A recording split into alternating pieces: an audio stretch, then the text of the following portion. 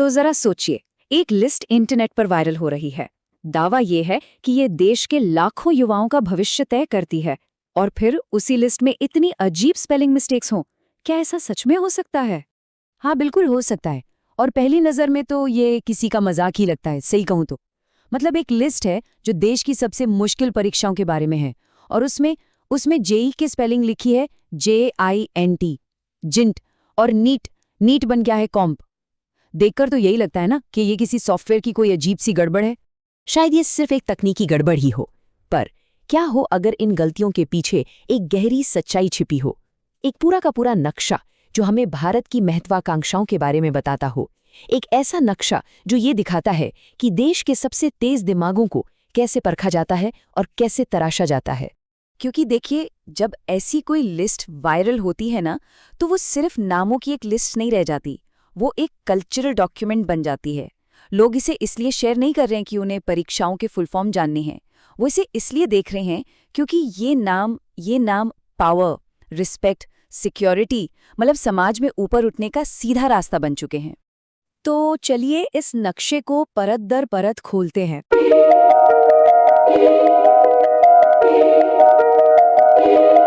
हम देखेंगे कि ये महत्वाकांक्षा का नक्शा कैसे समाज के मजबूत स्तंभों से शुरू होता है, फिर विज्ञान और तरक्की को नापता है, कठिनाई के अलग अलग चेहरों को पहचानता है, और फिर घूमकर परीक्षकों को ही परखता है, और आखिर में हमें एक बहुत जरूरी सवाल के साथ छोड़ जाता है।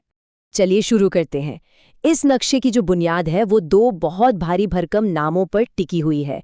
एक है यूपीएससी यानी यूनियन पब्लिक सर्विस कमीशन, और दूसरा है सीए यानी चार्टर्ड अकाउंटेंट। अगर हम पूरे देश को एक बहुत बड़ी आसमान छूती इमारत की तरह देखें, तो यूपीएससी और सीए उस इमारत के वो सबसे जरूरी पिलर्स हैं जिन पर पूरी बिल्डिंग का वजन टिका होता है। अगर कभी कोई भूकंप आए, चाहे वो कोई बड़ा एडमिनिस्ट्रेटिव संकट हो या कोई आर्थिक मंदी, तो इन पिलर्स में एक भी दरार नहीं आनी चाहिए। और देखिए, यही वजह है कि ये परीक्षाएं इतनी मुश्किल हैं। इनकी कठिनाई सिलेबस के बड़े होने से नहीं आती, बल्कि उस जिम्मेदारी के वजन से आती है। सोचिए, एक यूपीएससी ऑफिसर का एक साइन लाखों जिंदगियों पर असर डाल सकता है, और एक सीए का साइन, वो तो पूरी इकोनॉमी की वित्तीय ईमानदारी की गारंटी देता है। यहाँ गलती की कोई गुंजाइश ही नहीं है। अब कई लोग कहते हैं कि ये तो सिर्फ रट्टा मारने का खेल है, लेकिन असल में ये एक स्ट्रेस टेस्ट है। ठीक वैसे ही जैसे किसी मजबूत खंबे को बिल्डिंग में लगाने से पहले फैक्ट्री में उस पर हजारों टन का दबाव डालकर टेस्ट किया जाता है। ये परीक्षाएं ज्ञान से ज्यादा उस प्रेशर को झेलने की मानसिक मजबूती को टेस्ट करती हैं। अच्छा, समाज के इन मजबूत स्तंभों के बाद किसी भी देश की तरक्की होती है विज्ञान और टेक्नोलॉजी से, और यहीं पर इस नक्शे का अगला पड़ाव आता है, विज्ञान और इंजीनियरिंग। यहाँ पर दो शब्दों पर ध्यान देना बहुत जरूरी है। अंडर ग्रेजुएट लेवल पर एलिजिबिलिटी यानी पात्रता, और ग्रेजुएट लेवल पर एप्टीट्यूड यानी अभिक्षमता। नीट एक एलिजिबिलिटी टेस्ट है। समाज बस ये जानना चाहता है कि क्या एक डॉक्टर लोगों के लिए सुरक्षित है, कहीं वो किसी के लिए खतरा तो नहीं बन जाएगा। लेकिन गेट एक एप्टीट्यूड टेस्ट है। वो ये जानना चाहता है कि क्या कोई इंजीनियर जीरो से सोचकर किसी नई समस्या का नया समाधान निकाल सकता है।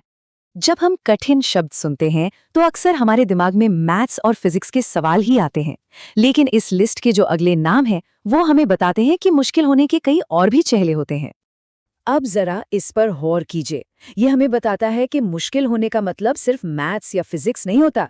एनआईडी में मुश्किल का मतलब है क्रिएटिविटी, क्लैट में भाषा की भूल भुलैया को सुलझाना, कैट में कम समय में सबसे बेहतर फैसले लेना, और एनडीए में दिमागी और शारीरिक ताकत का सही तालमेल बिठाना।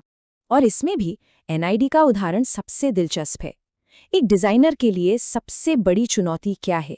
एक खाली पन्ना, जहां कोई सवाल नहीं, कोई ऑप्शन नहीं, बस जीरो से कुछ ऐसा बनाना जो सुंदर भी हो, काम का भी हो और नया भी हो। ये इंसानी दिमाग का एक बिल्कुल अलग लेवल का टेस्ट है। तो हमने एडमिनिस्ट्रेशन, इकोनॉमी, साइंस, लॉ और क्रिएटिविटी की बात कर ली, लेकिन इस लिस्ट का जो आखिरी नाम है ना, वो इस पूरे चक्र को एक बहुत ही दिलचस्प, लगभग एक दार्शनिक मोड़ दे देता है। जरा सोचिए, छात्रों की इतनी सारी कठिन परीक्षाओं के बाद आखिर में एक ऐसी परीक्षा आती है जो उन लोगों को परखती है जो कल के प्रोफेसर्स और रिसर्चर्स बनेंगे। और वो नाम है यूजीसी नेट। ये एक तरह से सिस्टम का खुद को परखने का तरीका है। ये परीक्षकों की परीक्षा है। ये वो गेटकीपर है जो तय करता है कि यूनिवर्सिटीज में कौन पढ़ाएगा। सोचिए, अगर ज्ञान का स्रोत ही कमजोर हो तो पूरी इमारत ही ढह जाएगी। इसीलिए ये सिस्टम का अपना स्ट्रेस टेस्ट है जो पूरे एजुकेशन सिस्टम की नींव को मजबूत रखता है।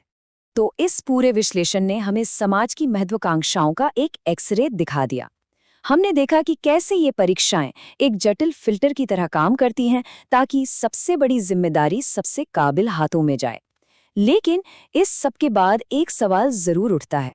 ये लिस्ट हमें भारत की टॉप 10 सबसे कठिन परीक्षाएं बताती है और हमने देखा भी कि ये कितनी जरूरी और मुश्किल है। लेकिन क्या यही इंसानी काबिलियत की आखिरी हद है? क्या इन बेहद स्ट्रक्चर्ड परीक्षाओं को पास कर लेना ही इंटेलिजेंस का सबसे बड़ा सबूत है? उन टैलेंट्स का क्या जिन्हें कोई परीक्षा कभी नाप ही नहीं सकती? उस इंटेलिजेंस का क्या जो किसी एमसीक्यू के 4 ऑप्शन में फिट ही नहीं होती?